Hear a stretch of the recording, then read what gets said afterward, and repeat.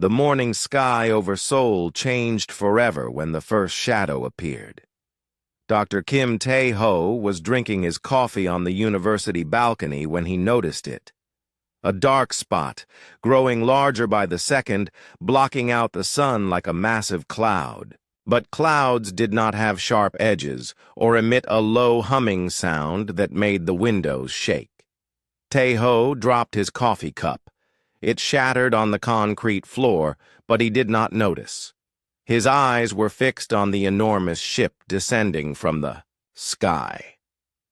It was bigger than any building he had ever seen, made of dark metal that seemed to absorb light. Strange symbols glowed along its sides in colors that hurt to look at. Inside the alien vessel, Fleet Commander Keth studied the readings on his control screen. The planet below looked perfect for their needs. The inhabitants called it Earth, and intelligence reports showed they were a young species with primitive technology. Perfect for harvesting. Keth was tall and thin, with gray skin and 4 arms. His people, the Velothi, had conquered dozens of worlds across the galaxy. Earth would be easy. The humans had no real weapons, no shields, and no way to escape their planet. They would make excellent servants in the mining colonies. Dr. Park Ji-woo burst into Tai-ho's office, her face pale with excitement and fear. She had been monitoring radio signals from around the world. Similar ships were appearing over major cities everywhere: New York, London, Tokyo, Moscow. The aliens were not just visiting Seoul. "How many ships?" Tae-ho asked, still staring at the massive vessel hovering above the city. 50 that we can count," Ji-woo replied. "Maybe more. They are not responding to any of our radio signals. They are just waiting." On the other side of the city, Lee Dong-soo was getting ready for his shift at the electronics factory when his sister So-ra called him to the window. She was pointing at the sky, her mouth open in shock. Dong-soo had always been practical about everything. He fixed machines for a living and believed in things he could touch and understand. But the ship floating above them was impossible to ignore. "What do you think they want?" So-ra whispered. Dong-soo shook his head. He had no answer. The ship was so large it covered several city blocks. Strange lights pulsed along its surface in patterns that seemed almost like a heartbeat. It made him feel small and helpless, feelings he did not like. The ships remained motionless for 6 hours. Around the world, governments tried to make contact. Military jets flew close to the vessels but were ignored. The aliens seemed to be studying the planet, taking their time to decide what to do next. Finally, the waiting ended. A smaller ship detached from the main vessel over Seoul and descended toward the city center. It landed in the middle of a large park, crushing trees and creating a crater in the soft earth. Similar landings happened in every major city. Commander Keth himself piloted the landing craft. He wanted to see these humans up close before beginning the harvest. His ship's doors opened with a hiss of escaping gas, and he stepped onto the alien world. The first thing that surprised him was the smell. Earth had so many different scents mixed together. Plants, animals, water, and the strange chemical odors from human cities. His home world smelled only of metal and recycled air. A crowd of humans had gathered around his ship, but they kept their distance. They looked afraid, but also curious. Keth found this interesting. Most species either ran away immediately or attacked without thinking. These humans seemed to be studying him just as he was studying them. Tae-ho and Ji-woo arrived at the park. In a university van, pushing through the crowd of people and news reporters. They wanted to be the first scientists to make contact with an alien species. It was the most important moment in human history. Keth saw them approaching and waited. He had learned several human languages during the journey to Earth. The humans were making it easy by speaking slowly and clearly, probably thinking he might not understand them. "Welcome to Earth," Tae-ho said, stepping forward with his hands raised to show he carried no weapons. "We are scientists. We want to talk." Keth looked down at the small human. These creatures were much shorter than the Velafi, with only 2 arms and strange patches of hair on their heads. They seemed fragile and weak, perfect for manual labor. "I am Fleet Commander Keth of the Velathi Empire," he replied in perfect Korean. The crowd gasped in surprise. "Your planet has been selected for harvesting. You will be given instructions soon." Jiwoo felt her heart sink. The word harvesting did not sound good. "What do you mean by harvesting? What do you want from us?" Keth studied her with his large, dark eyes. "Your species will provide labor for our mining operations throughout the galaxy. This is a great honor. You will serve a purpose greater than anything you could achieve on this small world." "And if we refuse?" Tae-ho asked, though he already suspected the answer. Keth gestured toward the massive ship hovering above them. "Refusal is not an option. Your technology is primitive. Your weapons cannot harm our vessels. Cooperation will ensure the survival of your species." In their small apartment, Dong-soo and Sora watched the news coverage with growing fear. The alien was speaking to humans like they were animals to be collected. The reporter's voice shook as she tried to explain what was happening. The alien: "Commander says they will take 10 million humans to work in space colonies," the reporter said. "Government officials are meeting to discuss the situation, but it appears we have no choice but to comply." Sora grabbed her brother's hand. "They cannot just take people like that. This is not right." Dong-soo squeezed her hand back. He was thinking about the machines at his factory. Sometimes they broke down and everyone said they could not be fixed. But Dong-soo always found a way. There was always a solution if you looked hard enough and refused to give up. Back at the park, more alien ships were landing. Soldiers emerged, carrying weapons that hummed with energy. They began setting up some kind of camp, moving with efficient precision. Keth dismissed the human scientists with a wave of one of his 4 hands. "Return to your homes," he commanded. "Wait for further instructions. Do not attempt to interfere with our operations." As Tae-ho and Jiwoo walked back to their van, they passed a group of children who had been watching from behind their parents.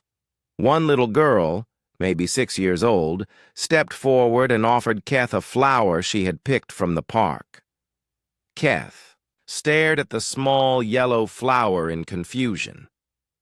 On his world, such gestures had no meaning.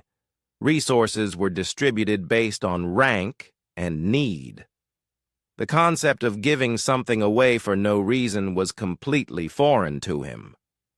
The child smiled up at him, waiting. Her parents tried to pull her back, but she insisted on holding out the flower. Finally, Keth took it, examining the delicate petals with genuine curiosity. "Pretty," the girl said simply, then ran back to her mother. Keth held the flower for a long moment, then crushed it in his fist and let the pieces fall to the ground. He had no time for such meaningless displays. The harvest would begin soon, and these humans would learn their place in the galaxy. But as he walked back to his ship, something about the child's gesture bothered him, the look in her eyes when she offered the gift.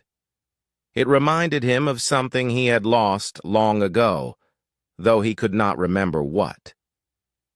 The first day of the invasion ended with the aliens establishing camps in every major city. They made no immediate demands. but their presence sent a clear message. Earth now belonged to the Valathi Empire, and humanity's freedom was about to end. 3 days after the aliens landed, Commander Keth decided it was time to show the humans what happened to those who resisted the Valathi Empire. He chose a military base outside Seoul as his first target. The base was home to South Korea's most advanced fighter jets and missile defense systems. The human military had spent decades building these weapons, believing they could protect their country from any threat. They were about to learn how wrong they were. From his command ship, Keth watched as the human aircraft took off to challenge his forces. 20 fighter jets rose into the sky, their engines roaring with determination. The pilots inside those planes were brave men and women who truly believed they could make a difference. Captain Yeth, Keth's second-in-command, stood beside him as they observed the approaching aircraft. She was younger than her commander, but equally confident in Valathi superiority. Her pale blue skin marked her as coming from the northern regions of their home world, where only the strongest survived the harsh climate. "Should we destroy them immediately?" Yeth asked, her hand hovering over the weapons controls. "Not yet," Keth replied. "Let them get close. I want the entire planet to see what happens when they challenge us." Dr. Taeho watched the confrontation from his university laboratory, where he had set up equipment to monitor the alien ships. The readings he was getting made no sense according to human science. The alien vessels seemed to bend space around them, creating energy fields that his instruments could barely detect. "Their technology is at least 1,000 years ahead of ours," he told Dr. Ji-woo, who was recording everything on multiple cameras. "Look at these energy signatures. They are using power sources we cannot even understand." On the streets below, people gathered around televisions and phone screens to watch the battle. In their apartment, Dong-soo and Sora held their breath as the human fighters approached the massive alien ship. Both siblings hoped against hope that their military could somehow drive off the invaders. The fighter jets opened fire first.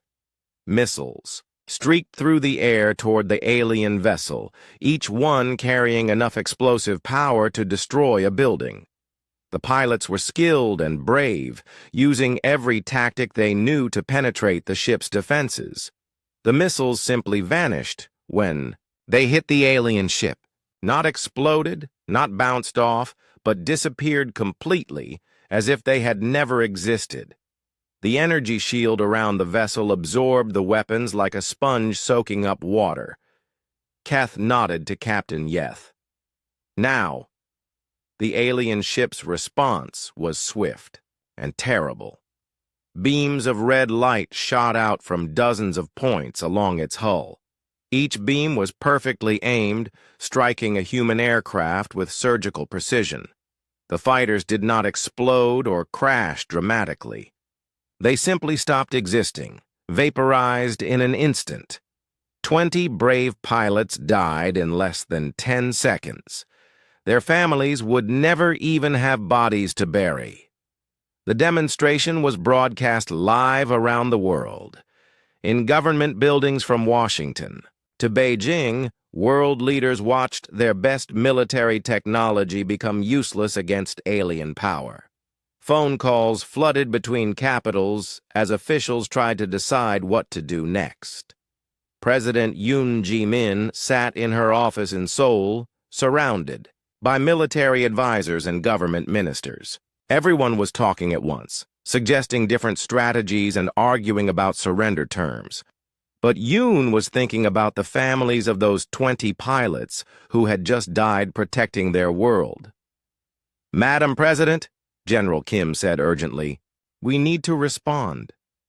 If we do nothing, it looks like we are already defeated." "We are already defeated," Yoon replied quietly. "The question now is how many more people have to die before we accept that fact." But not everyone was ready to give In a subway tunnel beneath Seoul, engineer Choi Min-ho was meeting with a small group of friends and co-workers. They had been watching the news together, and the alien demonstration had made them angry rather than afraid. We cannot just let them. Take our people, Min-ho said to the group. There has to be something we can do. His girlfriend, Han Yu-jin, was a teacher at a local elementary school. She had been thinking about her students, wondering which of them might be selected for alien slavery. Maybe we cannot fight their ships, she said, but we can make it difficult for them to control us. Min-ho nodded. He understood systems and infrastructure. The aliens might have superior weapons, but they still needed to move around the city, communicate with their bases, and manage the human population. Every system had weak points if you knew where to look. Meanwhile, the aliens were setting up processing centers in major cities around the world. These looked like temporary buildings made of the same dark metal as their ships, humans who approached. These structures reported feeling dizzy and confused, as if something was affecting their minds. Dr. Ji-woo volunteered to study one of these centers up close. Against Tai-ho's protests, she walked right up to the alien building and asked to speak with whoever was in charge. The Velothi guards were surprised by her boldness, but allowed her inside. The interior of the processing center was unlike anything on Earth. The walls seemed to pulse with their own light, and the air hummed with invisible energy. Ji-woo was led to a room where a Velothi scientist was working with strange equipment. I am Dr. Park Ji-woo, she said, trying to sound confident despite her fear. I study alien life forms. I want to understand your technology. The Velothi scientist looked at her with 4 large eyes arranged around its elongated head. I am researcher Vex. Your species is primitive, but you show curiosity. This is unusual among harvest subjects. Ji-woo carefully asked questions about how the alien technology worked. Vex seemed pleased to have someone who appreciated the complexity of Velothi science. Without realizing it, the alien scientist began explaining things that Ji-woo could relay to the human resistance. Back in his command ship, Keth was receiving reports from processing centers around the globe. The initial human reaction was exactly what he had expected. Most were frightened and submissive, waiting for instructions from their leaders. A few showed signs of rebellion, but nothing the Velothi could not handle easily. What surprised him was the variety in human responses. Some cultures emphasized individual resistance, while others focused on group survival. Some humans seemed to shut down completely when faced with impossible odds, while others became more active and creative. These creatures are inconsistent, Captain Yeth observed, reading the same reports. On our previous harvests, subject species always reacted in predictable patterns. Keth agreed.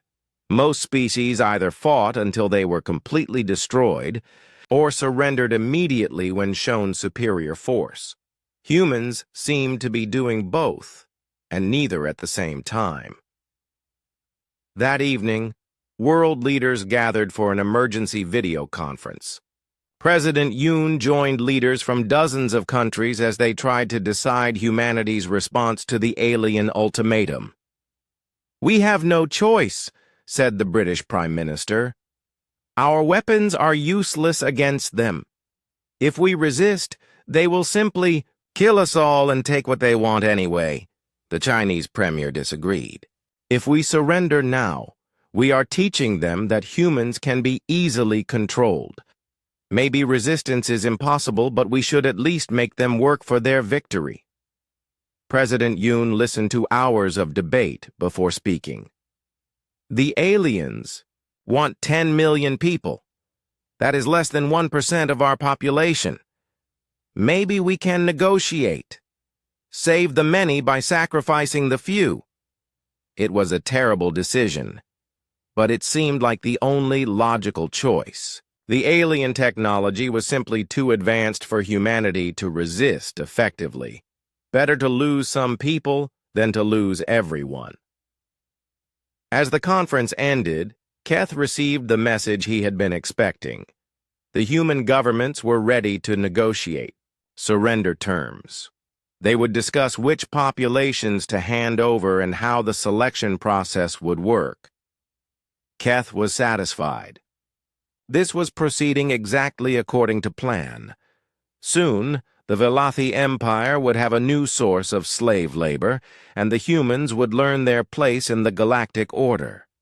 But in subway tunnels and university laboratories, in small apartments, and government offices, some humans were refusing to accept defeat. They might not be able to destroy alien ships or match alien weapons, but they were beginning to understand that there were other ways to fight. The demonstration had been meant to break human resistance. Instead, it had taught humans exactly what they were up against, and given them time to start planning their response. The selection process began 2 weeks after the alien demonstration. Commander Keth had given human governments time to prepare lists of people who would be taken to serve the Velothi Empire. The criteria were simple: physically capable adults, between the ages of 18 and 40, with no serious medical conditions or mental disabilities. Processing centers in major cities became gathering points where selected humans were brought for final evaluation. The aliens used strange scanning devices that could examine a person's entire body in seconds, checking for hidden injuries or diseases that might interfere with their work capacity. Lee Dong-soo received his selection notice on a Tuesday morning. The document was printed in multiple languages and bore official seals from both the South Korean government and the Velothi Empire. It informed him that he had been chosen to serve in the asteroid mining colonies of the Rigel system, and that he should report to the Seoul Processing Center within 72 hours.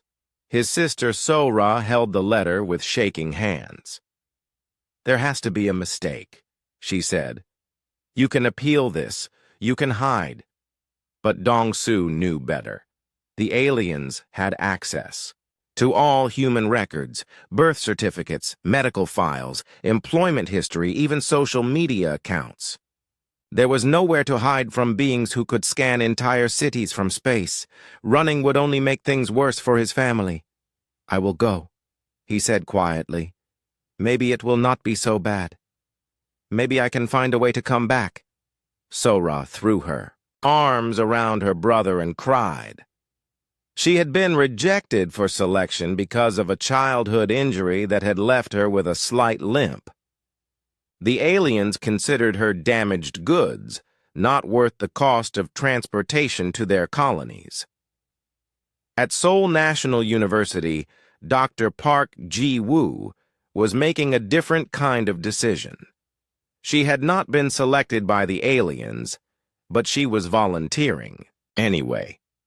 Her research into Velothi technology had convinced her that someone needed to study their society from the inside. "This is crazy," Dr. Taeho told her as she packed a small bag with hidden recording devices. "We do not know anything about conditions in their colonies. You might never come back." "Someone has to do this," Ji-woo replied. "If we are going to resist effectively, we need to understand how they think and how their society works. I am the only one who has talked to them extensively." She had indeed spent hours with researcher Vex at the processing center, learning about Velothi culture and technology. What she discovered was troubling. The Velothi Empire was built entirely on the labor of conquered species. They had forgotten how to do manual work themselves, depending on slaves to maintain their civilization. Meanwhile, President Yoon Ji-min was dealing with the political nightmare of deciding which citizens to surrender to the aliens. Every name on the selection list represented a family being torn apart, a life being destroyed for the slim hope of protecting everyone else. The president had authorized a secret military operation led by Major Kang Hyun-woo, a former Special Forces operative. Kang's mission was to study alien technology and develop resistance strategies. But for now, he could only watch as thousands of South Koreans reported to processing centers. In the subway tunnels beneath Seoul, Choi Min-ho and Han Yu-jin were building something the aliens had not expected, an organized resistance network. Using Min-ho's knowledge of city infrastructure and Yu-jin's ability to communicate with people, they had created a system for sharing information and coordinating activities. The aliens monitor all electronic communications, Min-ho explained to a group of volunteers. But they do not understand our older systems. We can use the subway tunnels, maintenance passages, and even traditional mail to stay in contact. Yu-jin had been recruiting teachers, students, and parents from her school district. These people might not be soldiers, but they understood how to organize communities and spread information quickly. We cannot stop the selection process, she told her recruits, but we can make sure the people being taken know they are not forgotten. At the Seoul Processing Center, the aliens were discovering that human emotions were more complicated than they had anticipated. When families said goodbye to selected relatives, the displays of grief and love confused the Velothi guards. Captain, Yeth watched a human mother saying farewell to her adult son. The woman was giving him a small photograph and a handwritten letter, both items the aliens would normally confiscate as unnecessary. But something about the interaction made Yeth hesitate. Why does she give him these objects? Yeth asked researcher Vex.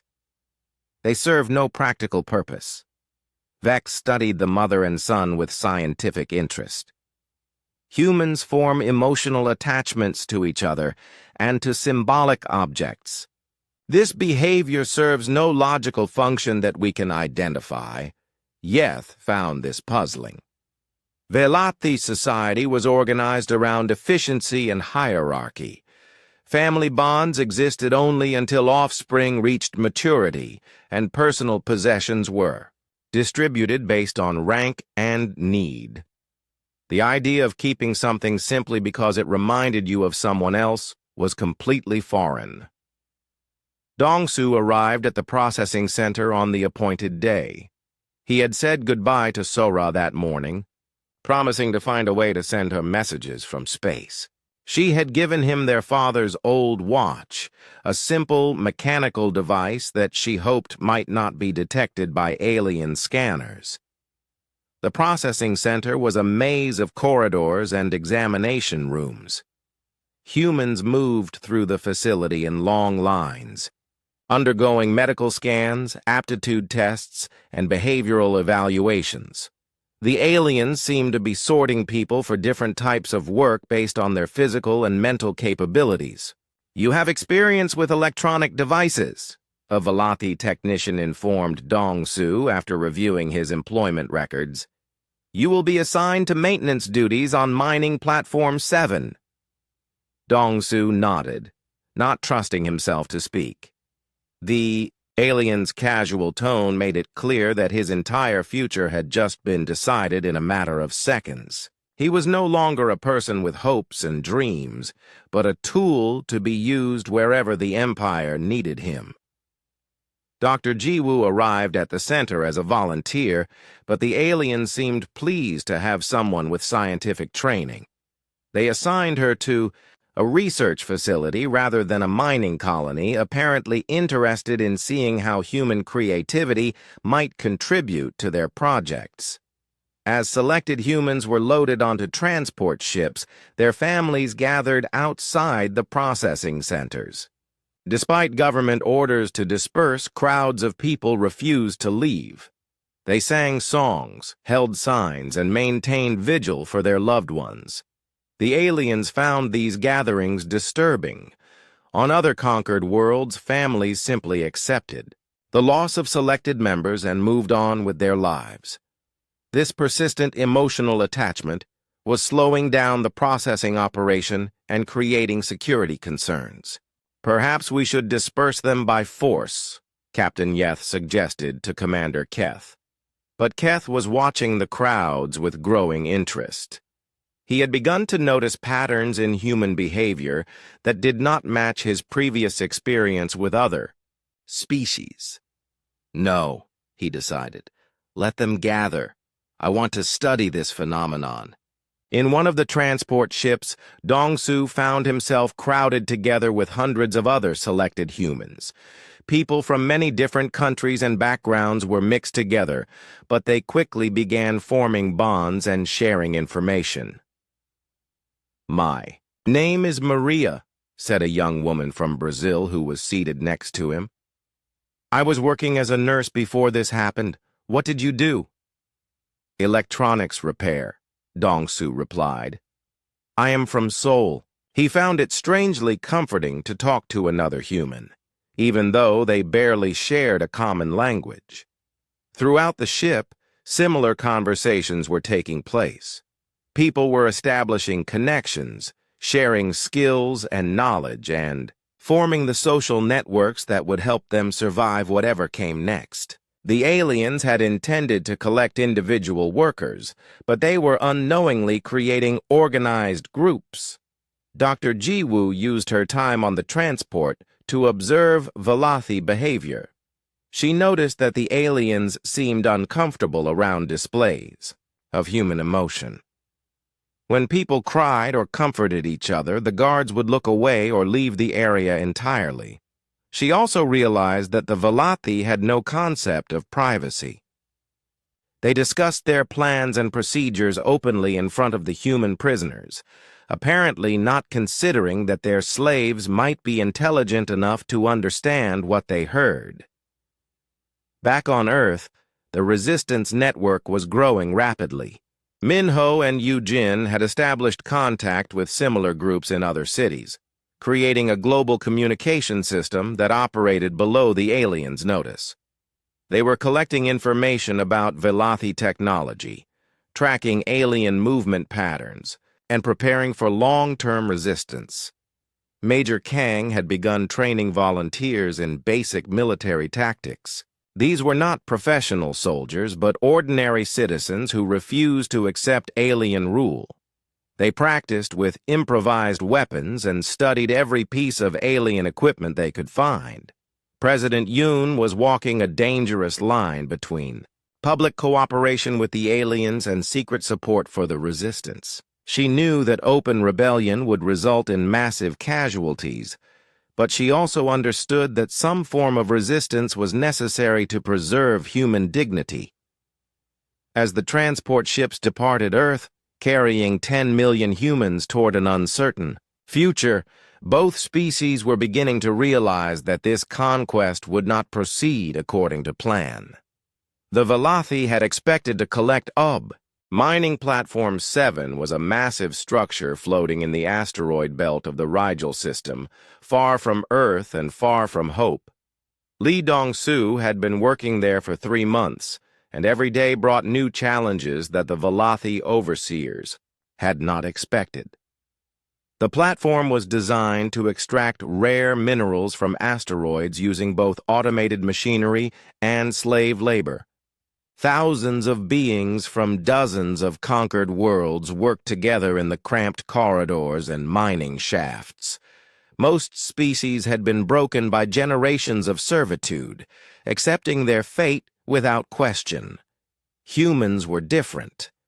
From the moment they arrived, they began causing problems the aliens could not understand. Dong-Su had been assigned to maintain the drilling equipment that broke apart asteroids. The work was dangerous and exhausting, but he quickly noticed something important. The Velothi machines were incredibly advanced but poorly designed for field repairs. The aliens built their technology to last forever, but when something broke, they often scrapped entire systems rather than fix individual components. "This is wasteful," Dong-su muttered to himself as he watched Velothi technicians discard a perfectly good motor because one small part had failed. With his experience fixing electronics on Earth, he could see dozens of ways to repair the equipment using simple techniques. But the aliens had strict rules about unauthorized modifications to their technology. Workers were supposed to operate machines exactly as designed, never improvising or making improvements. Any deviation from standard procedures was considered sabotage and punished severely. Dong-su decided to test those rules. During his lunch break, he carefully removed the supposedly broken motor from the scrap pile and took it to his quarters. Using tools made from discarded metal and techniques learned in Seoul electronics shops, he repaired the damaged component in less than an hour. The next day, he quietly reinstalled the motor in a different machine. It worked perfectly, actually running more efficiently than before thanks to his modifications. None of the Velothi overseers noticed the improvement. Word of Dong-su's success spread quickly through the human workers. They began bringing him broken equipment during off hours, and he taught them how to make their own repairs. Soon, the human section of Mining Platform 7 was operating at higher efficiency than any other part of the facility. This caused an unexpected problem for the Velothi administrators. Their production quotas were based on historical data from other conquered species. When the humans consistently exceeded these quotas, it disrupted the platform's entire resource allocation system. Overseer Klex, a senior Velothi official, studied the production reports with growing confusion. The human workers are producing 34% more output than projected, he told his subordinates. This is impossible according to our efficiency models. Perhaps we underestimated their physical capabilities, suggested his assistant. But Kleck suspected something else was happening. He began conducting surprise inspections of the human quarters, looking for signs of unauthorized activity. What he found disturbed him greatly. The humans had somehow transformed their basic living spaces into something resembling a small community. They had created common areas where people gathered to share food and conversation. They had established informal schools where educated humans taught practical skills to others. Most alarming of all, they seemed to be maintaining their emotional bonds despite being light years from home. Dr. Park Ji-woo was experiencing similar challenges at research. Station Alpha, where she had been assigned to assist Velothi scientists studying mineral composition. The station was much smaller than the mining platforms, housing only a few hundred workers from various species. Ji-woo's scientific training made her valuable to the Velothi researchers, but her curiosity made them nervous. She asked too many questions about how their equipment worked and why certain procedures were followed. The aliens were used to assistants who simply obeyed orders without seeking to understand the underlying principles. Your questions are inefficient, researcher Vex told her during one of their work sessions. Understanding theory is not necessary for completing assigned tasks. But Ji-woo continued asking questions anyway. Each answer gave her more insight into Velothi technology and society. She learned that their empire was actually much more fragile than it appeared. The aliens had become so dependent on slave labor that many of them no longer understood how their own systems worked. "You have conquered many worlds," she said to Vex one day while they were analyzing asteroid samples. "But who maintains your technology when things break?" Vex seemed puzzled by the question. "Broken systems are replaced with new ones manufactured on our home worlds. But who manufactures them? Who designed the original systems?" Other subject species, under Velothi supervision. Ji-woo realized the disturbing truth. The Velothi Empire was a house of cards built on enslaved knowledge. They had stopped innovating centuries ago, relying entirely on the creativity and skills of their conquered subjects. This gave her an idea that would prove very dangerous for the Empire. On Earth, the resistance movement was growing stronger every day. Choi Min-ho had successfully established communication networks in dozens of cities, using everything from subway tunnels to carrier pigeons to avoid alien detection systems. His girlfriend, Han Yu-jin, had become a master of psychological warfare. She organized seemingly innocent activities like community gardens and children's art classes that actually served to maintain human morale and spread resistance ideas. The aliens observed these gatherings but could not understand their true purpose. The key is to make them think we have accepted our situation, Yu-jin explained to a group of teachers who had joined the resistance. Let them believe their demonstration worked. Meanwhile, we prepare for the long fight. Major Kang Hyun-woo was working on more direct resistance activities. His team had successfully captured several pieces of alien technology and were slowly learning how to reverse engineer them. The work was painstakingly slow, but they were making progress. Look at this, he showed President Yoon during a secret meeting. We think this is some kind of communication device.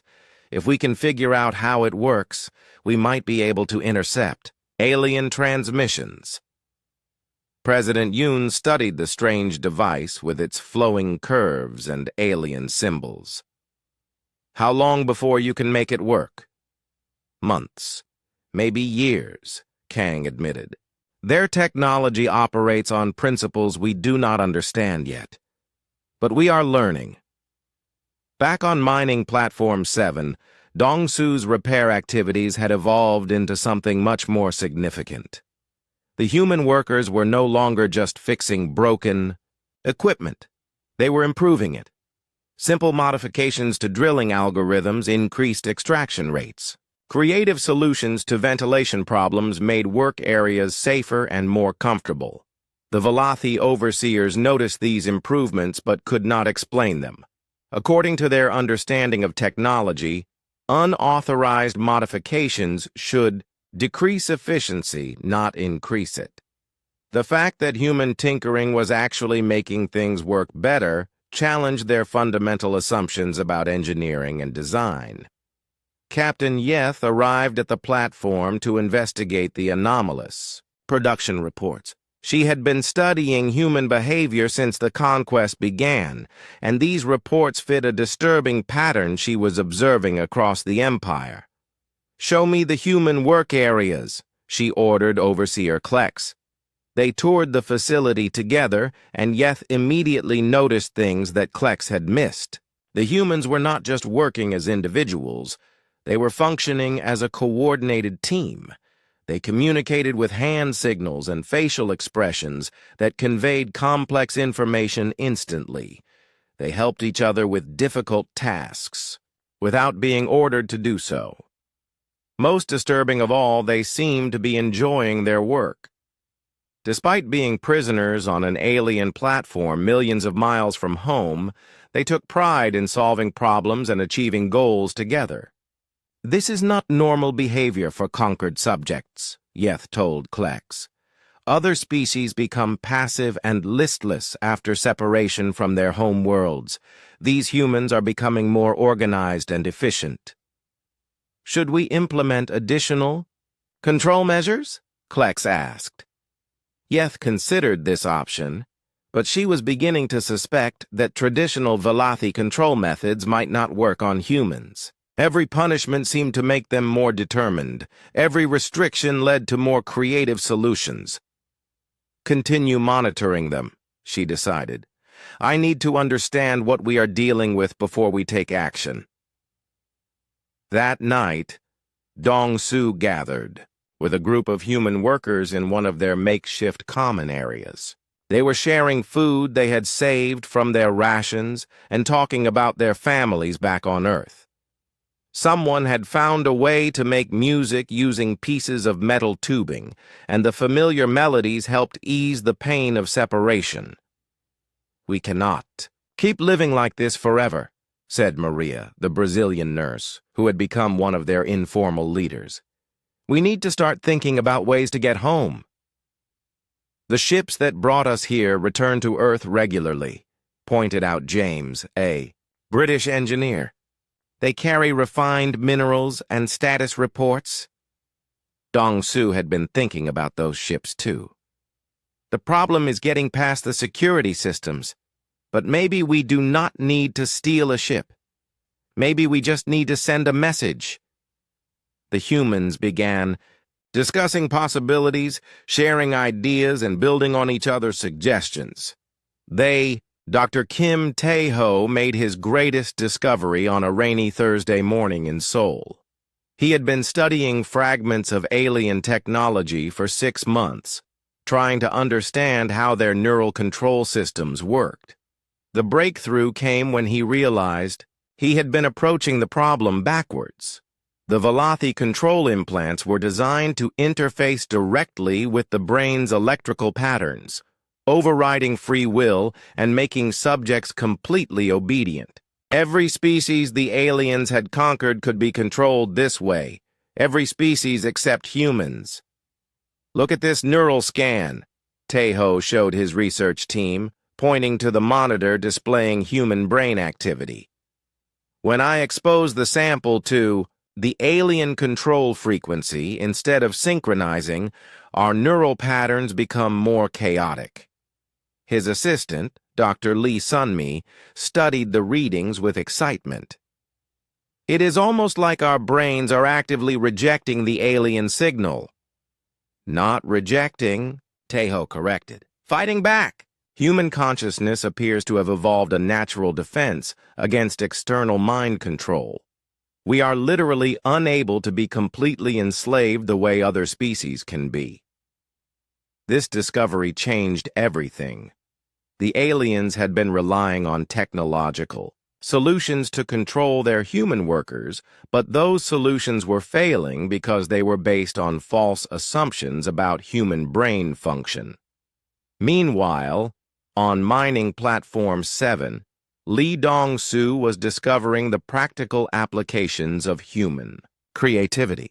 His informal network of repair specialists had grown into something much more ambitious, a complete reconstruction of the platform's efficiency systems. "We can increase mineral extraction by 200% if we modify the sorting algorithms," explained James, the British engineer, during one of their secret planning meetings. "The alien systems are designed for perfect conditions, but they cannot adapt when circumstances change." Dong-Su nodded, studying the hand-drawn diagrams spread across the floor of their hidden meeting space. "And if we reroute the power distribution? Here," he pointed to a section of the platform schematic, "we can reduce energy waste by almost half." What the humans were proposing was a complete overhaul of Velothi engineering. They wanted to replace rigid, predictable systems with flexible, adaptive ones. It was exactly the kind of thinking that had built human civilization on Earth. The problem was implementing these changes without alerting the alien overseers. The humans would need to modify the systems gradually, making small improvements that would not trigger security protocols. "We start with non-critical systems," suggested Maria, who had become their coordinator. "Ventilation, lighting, waste management, things the aliens do not monitor closely. Once we prove the improvements work, we can expand to more important systems." On Earth, the resistance movement was achieving similar breakthroughs. Major Kang Hyun-woo's team had successfully reverse-engineered several alien devices, but their greatest accomplishment was learning to think like their enemies. "The Velothi are extremely logical," Kang explained to President Yoon during their weekly briefing. "They follow established procedures and rarely deviate from proven methods. This makes them predictable." "How does that help us?" the president asked.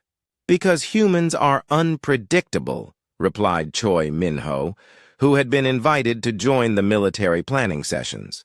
We change our tactics constantly, adapt to new situations, and find solutions they would never consider. Min-ho's subway tunnel network had evolved into a sophisticated intelligence operation. His teams were tracking alien patrols, monitoring their communications, and identifying weaknesses in their security systems.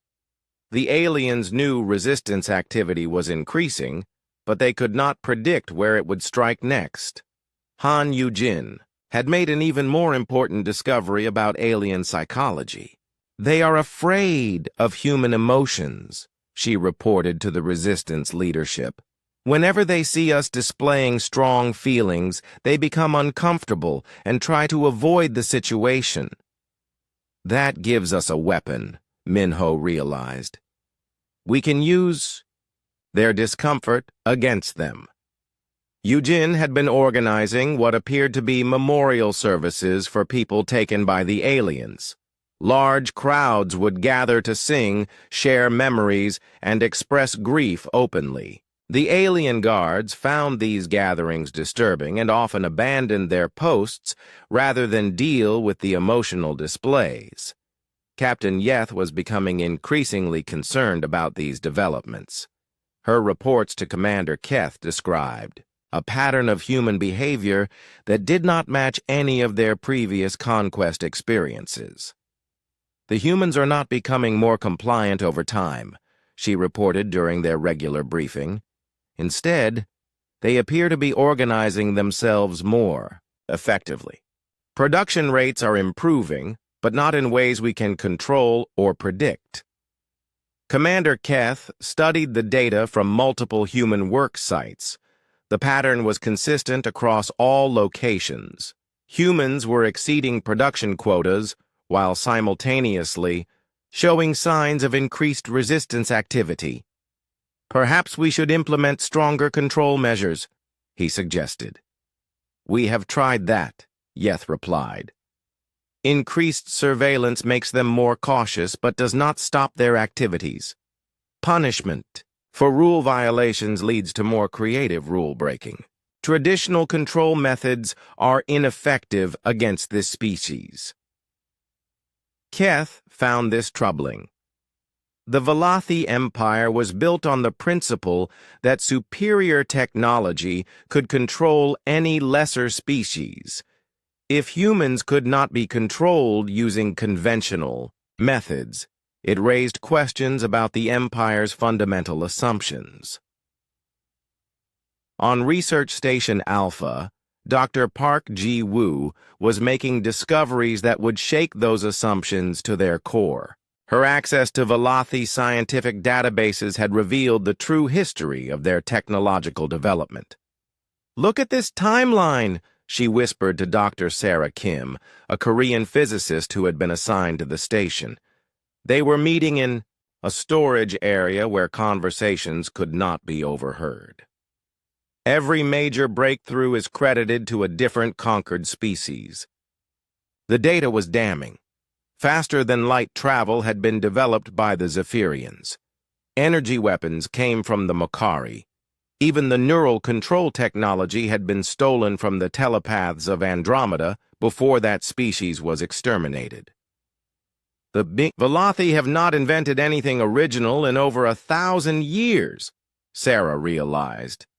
They are parasites feeding off the creativity of others. Worse than that, Ji-woo replied.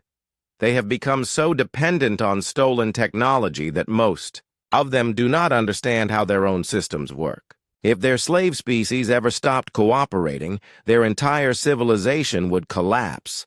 This information needed to reach the resistance movements, both on Earth and throughout the galaxy. But sending messages across interstellar distances required access to alien communication systems, and those were heavily guarded. Ji-woo began planning a risky operation. She would need to access the station's main computer during a shift change, when security was temporarily reduced. The window of opportunity would be less than 5 minutes, barely enough time to transmit a brief message. Back on mining platform 7, Dongsu's engineering team was ready to implement their first major system modification. They had spent weeks studying the platform's mineral processing equipment and had identified a simple change that would dramatically improve efficiency. The sorting algorithm assumes all asteroids have the same composition, Dongsu explained to his team. But we have been tracking the actual mineral content, and there are huge variations. If we modify the program to adapt to each asteroid individually, we can extract much more value from the same amount of raw material. The modification required changing only a few lines of code in the processing computer, but the results would be impossible to hide. Mineral output would increase so dramatically that the alien overseers would immediately notice. "Once we do this, there is no going back," Maria warned. "They will know we have been modifying their systems." "Good," Dongsu replied. "It is time." They learned what humans can really do. The night they implemented the modification, every human on the platform held their breath. The new algorithm went online during the next shift, and within hours, mineral extraction rates began climbing rapidly. Overseer Klex noticed the anomaly immediately. "This is impossible," he muttered, staring at his monitoring screens. "Production has increased by 340% in the last 6 hours. He called for emergency diagnostics on all processing equipment, but the alien technicians could find nothing wrong. The machines were operating within normal parameters. They were just working much more efficiently than ever before. When Captain Yeth arrived to investigate, she found the human workers acting completely normal. They performed their assigned tasks without complaint and showed no signs of unusual activity. But the production numbers told a different story. "How did they do this?" she asked Overseer Klex. "We do not know," he admitted. "Our systems show no unauthorized access. No hardware modifications, no procedural violations. But somehow our equipment is processing minerals at rates we have never seen before." Yeth realized they were dealing with a type of intelligence the Velothi had never encountered. The humans were not just following orders or working within established parameters. They were actively improving alien technology using methods the aliens could not understand or detect. That same week, similar reports came from human work sites throughout the galaxy. Production increases, efficiency improvements, and technological modifications that should have. The uprising began at exactly 14 Aus Universal Time on a day that would be remembered as Liberation Hour. Across 37 Velothi installations throughout the galaxy, human workers simultaneously stopped following orders and started taking control of their own destiny. On mining platform 7, Li Dongsu stood in the central control room, his hands moving across alien interfaces with confidence that surprised even him. 3 months of secret study had taught him more about Velothi computer systems than their own technicians knew. "Locking down all external communications," he announced to the team of humans who had joined him in the control center. "Maria, can you handle the security cameras?" Maria nodded, her fingers dancing over the surveillance controls. As a nurse, she had learned to work quickly under pressure, and those skills translated perfectly to this moment. "All camera feeds looped. The aliens will see normal work activity for the next 6 hours." Throughout the platform, coordinated teams of humans were taking control of critical systems. James and his engineering group had disabled the automated defense systems. Dr. Sarah Kim, who had been transferred from Research Station Alpha the week before, was accessing the platform's database to copy technical specifications. The Velothi overseers had no idea what was happening. Their monitoring systems showed normal operations, and the few alarms that did trigger were easily explained by routine maintenance activities. By the time they realized something was wrong, it would be too late. On Earth, Lee So-ra received the signal she had been waiting for.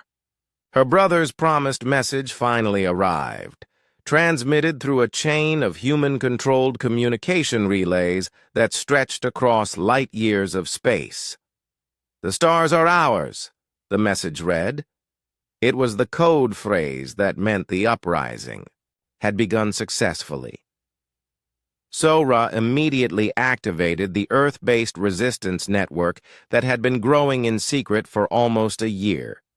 In subway tunnels, abandoned buildings, and hidden basements, thousands of humans began emerging with weapons and equipment they had been preparing for this moment. Choi Min-ho's infrastructure knowledge proved invaluable as resistance teams struck at alien installations throughout Seoul. They cut power lines, disabled communication arrays, and blocked transportation routes with precision that left the Velothi forces confused and isolated. "Remember," Min-ho broadcast over the resistance radio network, "we are not trying to destroy them. We are trying to capture their technology intact. Every piece of equipment we take is one less tool they can use against other species." Han Yu-jin led teams of teachers and students in coordinating civilian evacuations from areas around alien installations. Her community organizing skills had created an efficient system for moving people to safety while the military operations proceeded. President Yoon Ji-min watched the global resistance unfold from her secure command center. Major Kang Hyun-woo stood beside her, monitoring reports from resistance cells around the world. "Alien response is slower than we expected," Kang reported. "They seem to be having trouble coordinating their forces." "That makes sense," Yoon replied. According to Dr. Ji-woo's intelligence, they have become dependent on automated systems for most of their operations. When those systems are compromised, they cannot adapt quickly. The most dramatic action was taking place aboard the alien ships themselves. Captain Yeth had been conducting a routine inspection of Mining Platform 7 when the uprising began. She found herself trapped in a facility that was no longer under Velothi control. "Platform security respond," she spoke into her communication device. "I am detecting unauthorized activity in multiple sectors." But platform security was no longer following Velothi orders. The human workers had not just taken control of individual systems. They had fundamentally reprogrammed the platform's entire operational structure. Dong-soo appeared on the platform's main view screen, addressing Captain Yeth directly. "Captain, you are now in human-controlled space. We do not wish to harm you, but you are no longer in command of this facility." Yeth stared at the screen in shock. The human was speaking to her as an equal, not as a conquered subject begging for mercy. His tone was confident and respectful, but utterly lacking in the deference that all other species showed to Velothi authority. "This is impossible," she said. "You cannot operate our technology. You lack the neural interfaces required for advanced system control." "You are right," Dong-soo replied. "We cannot interface with your systems the way you designed them, so we changed them to work with human capabilities instead." This statement revealed the scope of what the humans had accomplished. They had not just learned to use Velothi technology. They had improved it, adapted it, and made it better than the original designers had ever imagined. On Research Station Alpha, Dr. Park Ji-woo was leading a similar takeover. Her scientific training had given her deep insights into Velothi computer architecture, and she had spent months preparing for this moment. "Researcher Vex," she said to her former supervisor, who was now effectively her prisoner, "I want you to understand what is happening here. Your empire built itself on the assumption that conquered species would always remain inferior to their conquerors. Vex's 4 eyes focused on her with confusion and growing fear. Subject species cannot achieve technological parity with the Velothi. This is scientifically impossible. No, Jiwoo corrected. You made it impossible for yourselves to advance because you stopped innovating. You became consumers of other people's creativity instead of creators yourselves. We humans have never stopped learning and growing. To prove her point, Jiwoo activated a holographic display showing the technical modifications her team had made to the research station.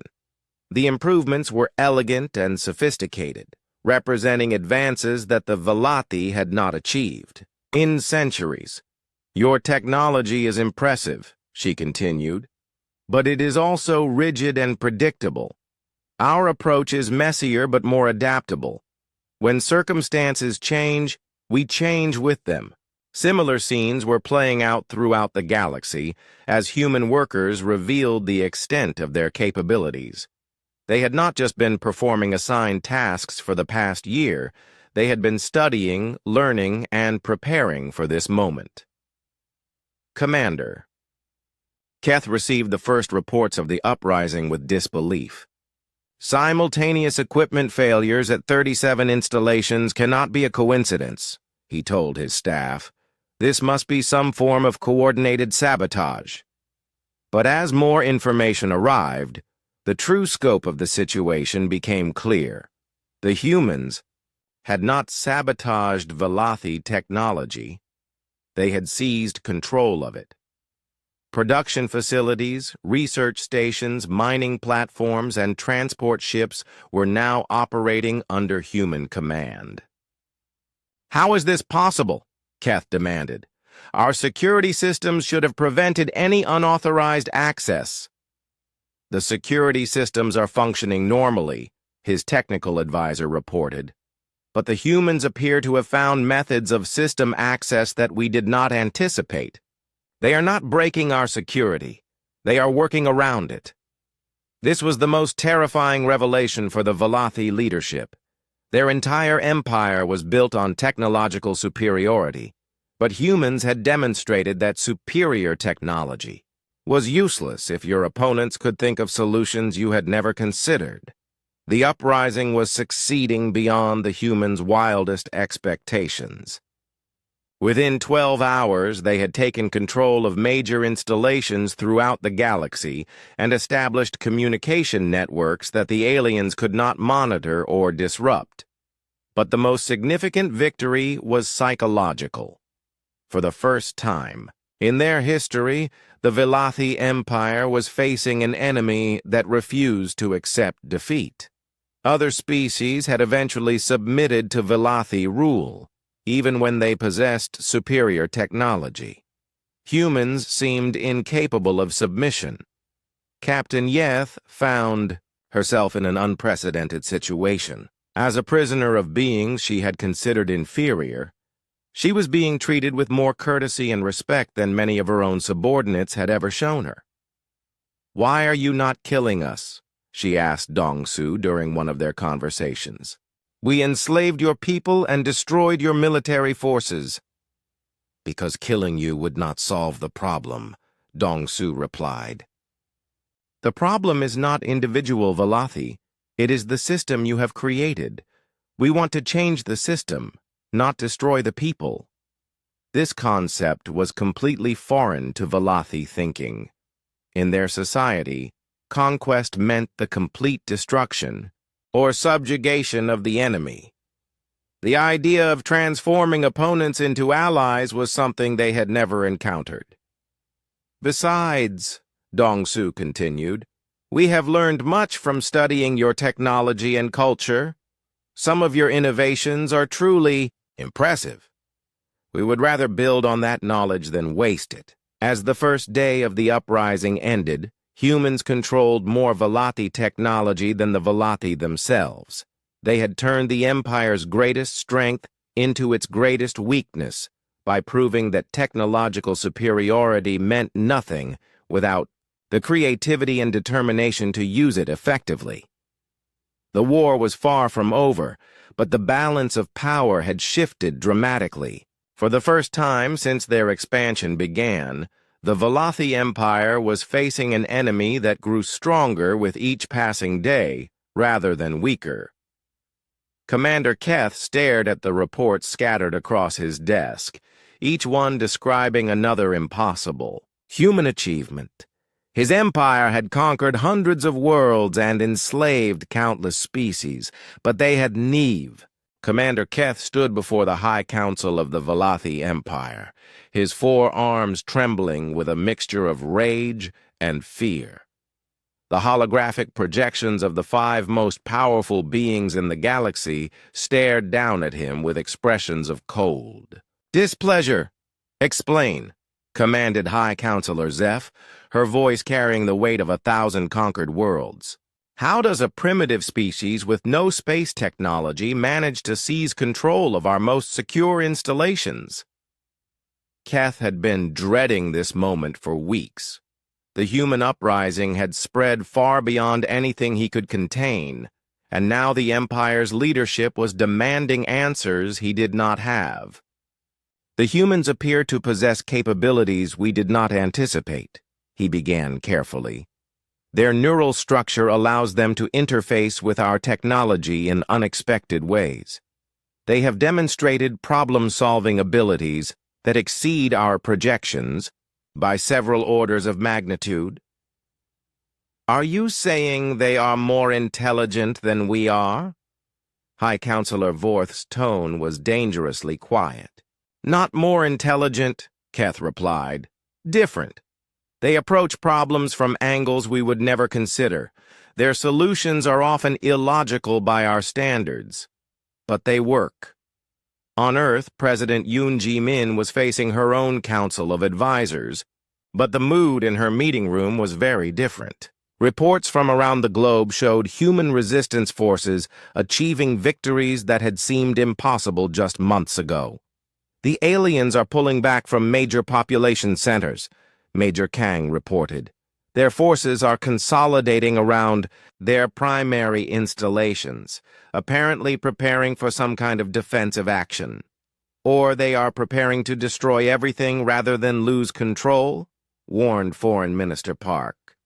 "We know their military doctrine includes scorched earth tactics when facing serious resistance." Yoon nodded grimly. Intelligence reports from the captured alien facilities suggested that the Velothi would rather destroy entire planets than admit defeat.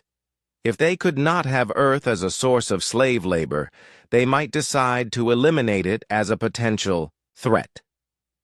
Meanwhile, on Mining Platform 7, Lee Dong-soo was dealing with an unexpected problem. Captain Yeth had been their prisoner for 2 weeks, but she was beginning to exhibit behavior that confused both her captors and herself. "I want to help," she told Dong-soo during one of their daily conversations. "Your methods of system optimization are clearly superior to our standard procedures. I could provide technical specifications that would improve your modifications." Dong-soo studied the alien officer carefully. Her offer seemed genuine, but he could not understand her motivation. "Why would you want to help us? We are enemies of your empire." "I am not certain we are enemies," Yeth replied slowly. "Everything I was taught about conquered species has proven false in your case. You do not behave like subjects. You behave like equals." This was a revolutionary concept. For a Velothi, their entire society was built on strict hierarchies where superior beings commanded inferior ones. The idea that different species could interact as equals challenged the fundamental assumptions of their civilization. Dr. Park Ji-woo was observing similar changes in other Velothi prisoners at Research Station Alpha.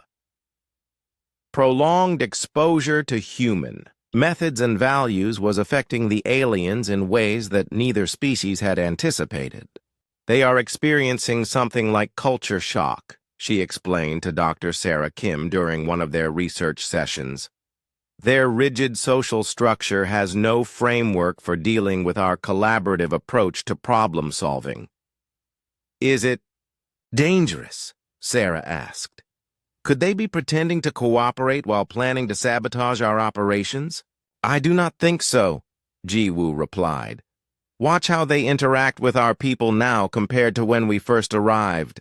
They are genuinely curious about our methods. Some of them seem to be learning to think like humans. This phenomenon was being reported throughout the human-controlled territories.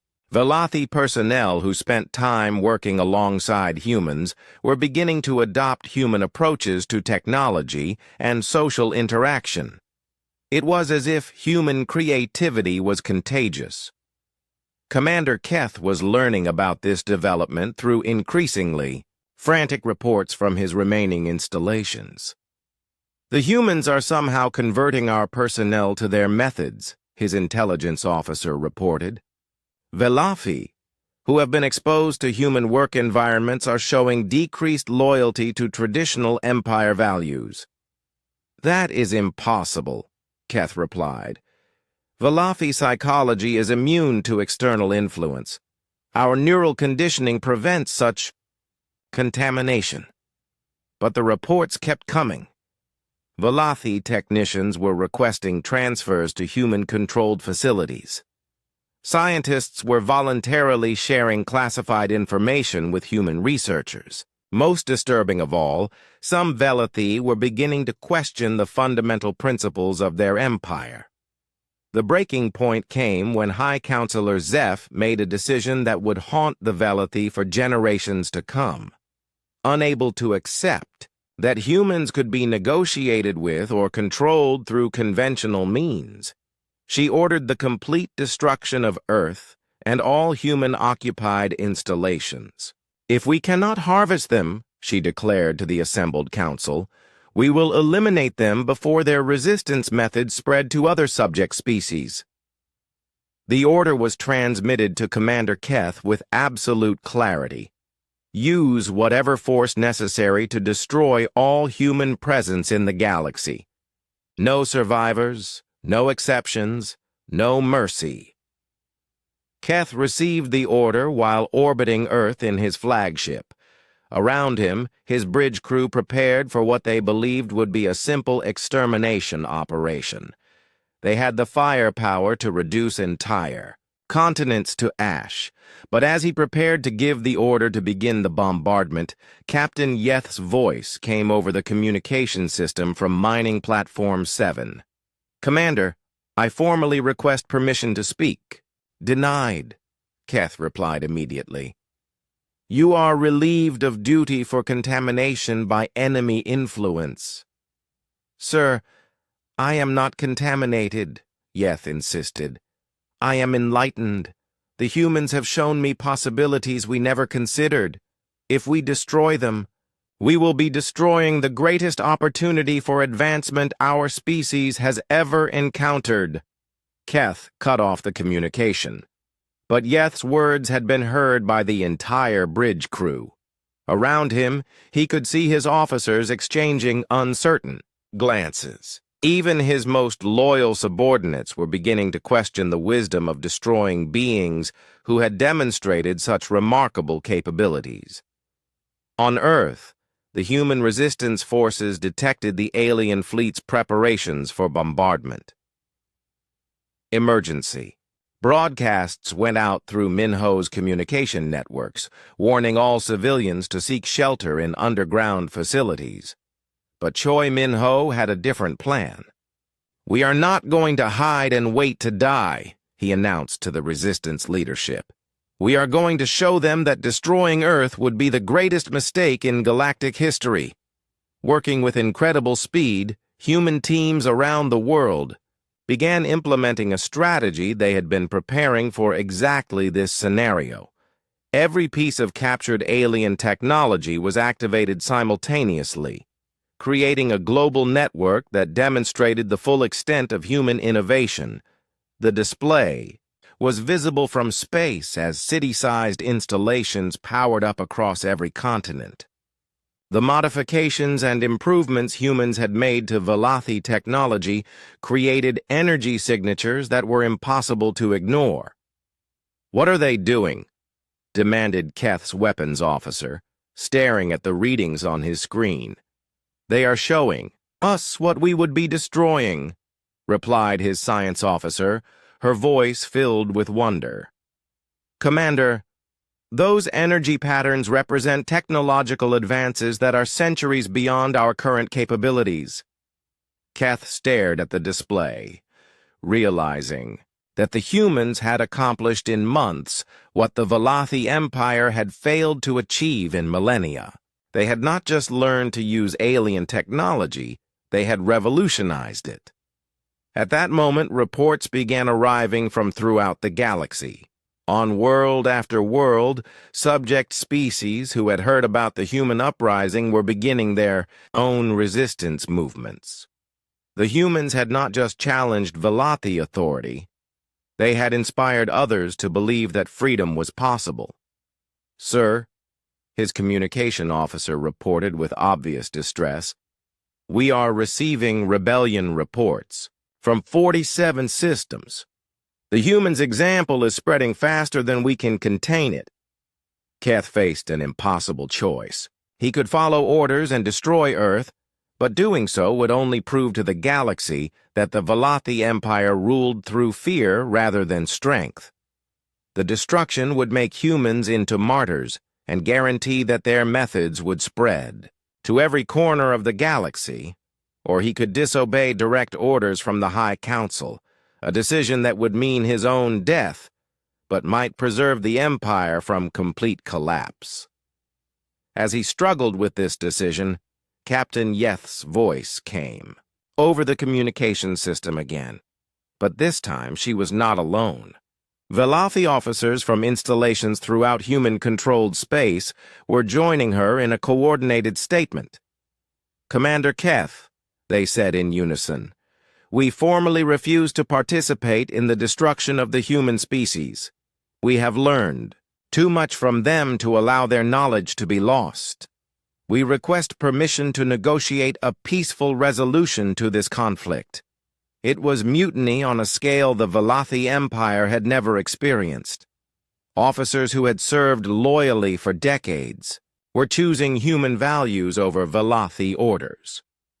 Keth realized that the war was already over. The question now was whether Commander Keth lowered his weapon controls and made the decision that would end the Velothi Empire as it had existed for 1,000 years. Instead of firing on Earth, he opened a communication channel to President Yoon Ji-min.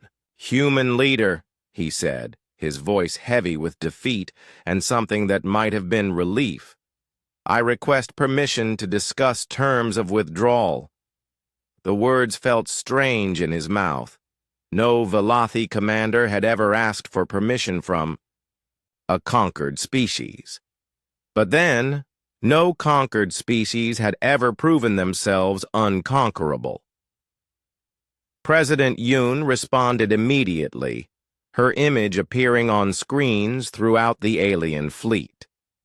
"Commander Keth, we are willing to discuss peaceful resolution, but our terms are simple: complete withdrawal from Earth and freedom for all human prisoners throughout your empire."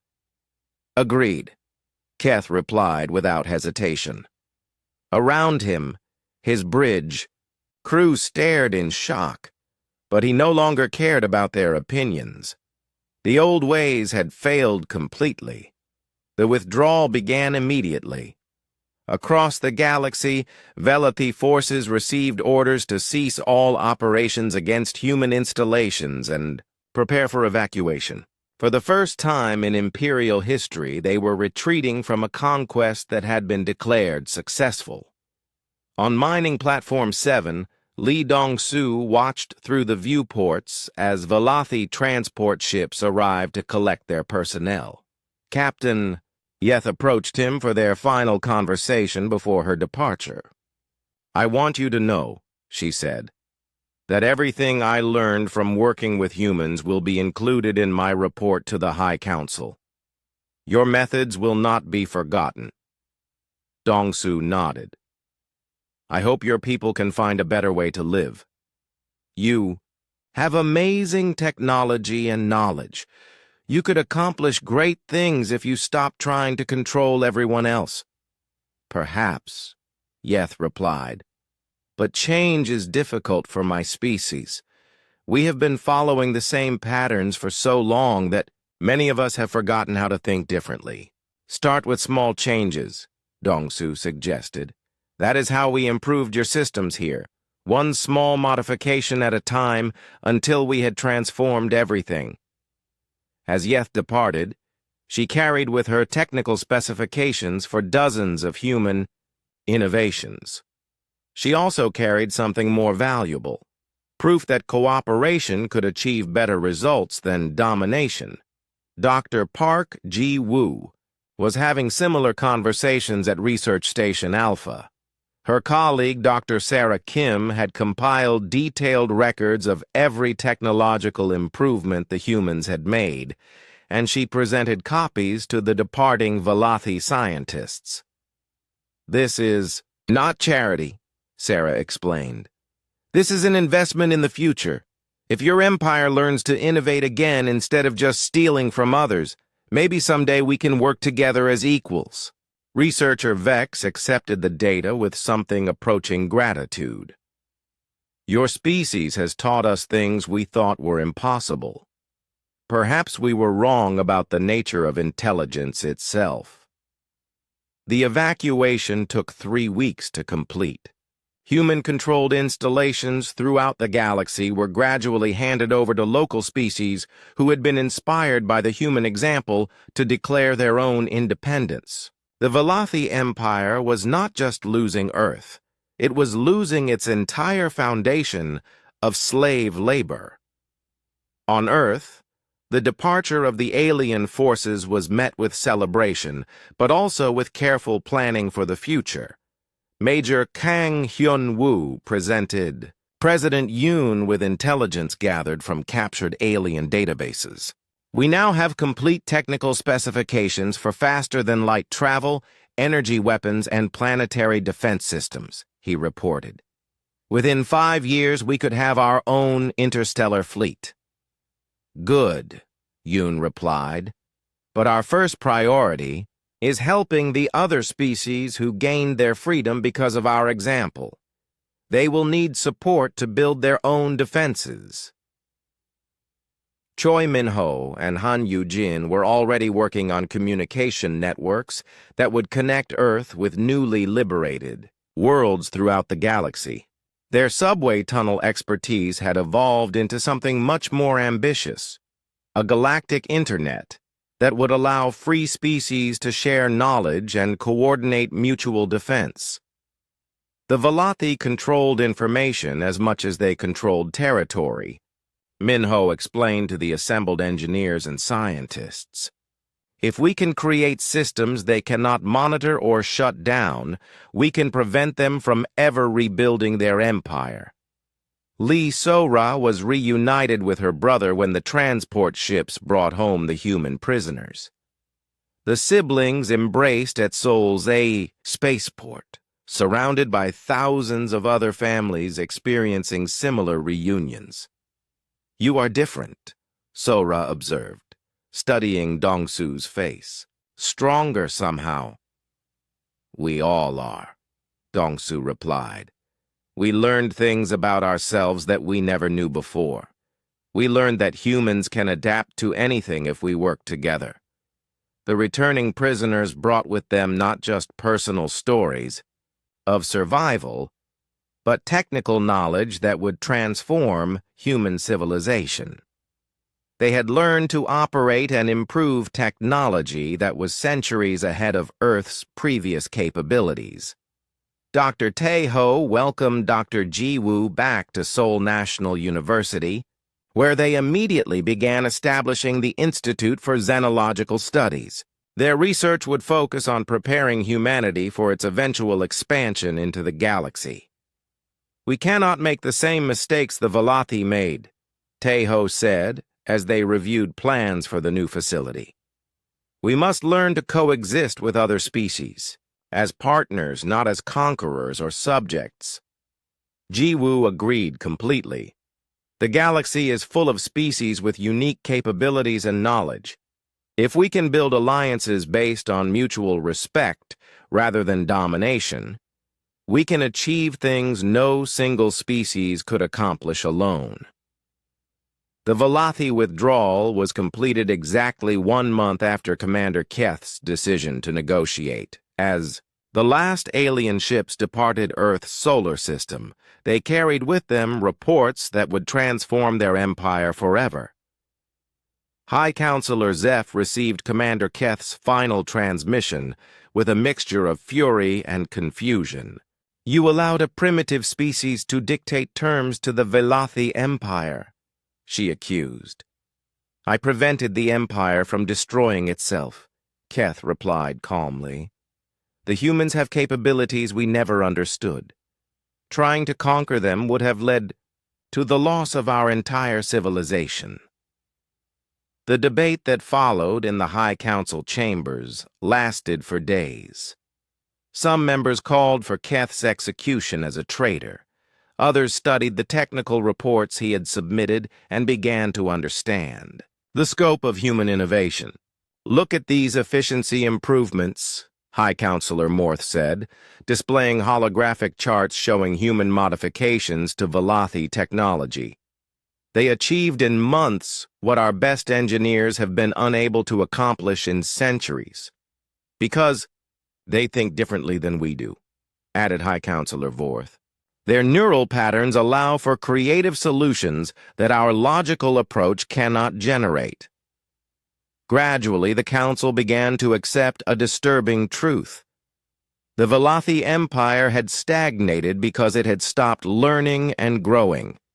By enslaving other species instead of partnering with them, they had cut themselves off from the innovation necessary for continued advancement. Captain Yeth, now promoted to commander, presented her detailed observations of human work methods to the Empire's leading scientists. Her report would become the foundation for a complete restructuring of Velothi society.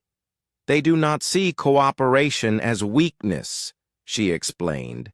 "They see it as a source of strength. When humans work together, they accomplish things that none of them could achieve individually."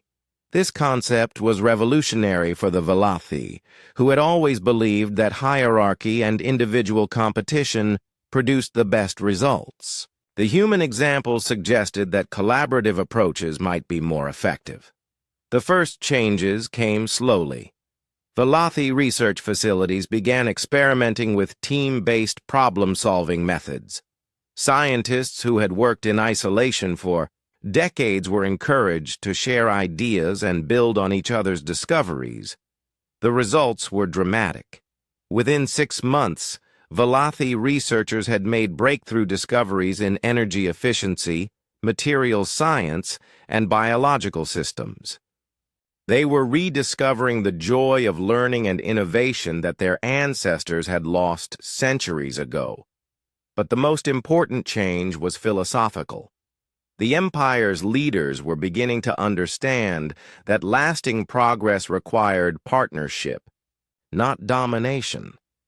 Species that felt valued and respected would contribute their best efforts willingly, while enslaved populations would always resist and underperform. On Earth, humanity was preparing for its new role in galactic politics. The first human-designed starships were launching within a year of the Velothi withdrawal, carrying messages of friendship and offers of assistance to recently liberated worlds. President Yoon established the Department of Interstellar Relations, with Dr. Jiwoo as its first director.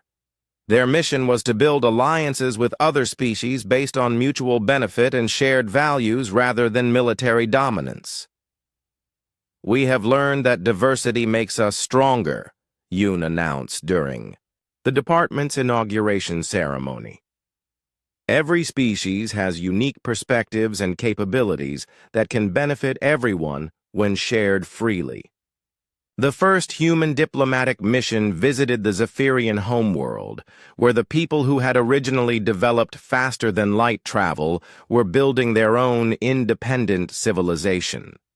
The Zephyrians welcomed human offers of technological, collaboration, and cultural exchange. Similar missions followed to dozens of other worlds. Species that had been enslaved for generations were